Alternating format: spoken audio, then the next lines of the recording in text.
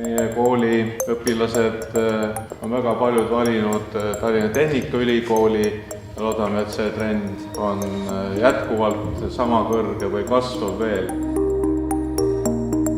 Ja ma usun, et see tänane päev, kus meie erinevad programmijuhid Tehnikaülikooli inseneriteaduskonnast siis tutvustavad oma õppevaldkondi, õppeaineid, teeme siin töötubasid, annab teile ka sellise hea mõtte, et kuidas edasi liikuda, millist eriala valida.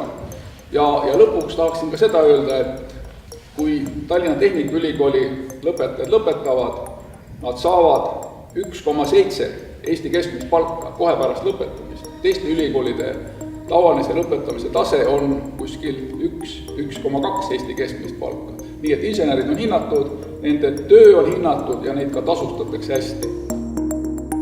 Teie õpe ei toimu ainult nende kooli 4 seinte vahel, vaid te saate siseneda ka koheselt nendesse asutustesse, ettevõtetesse, kes reaalselt selle teie poolt valitud valdkonnaga juba tegutsevad.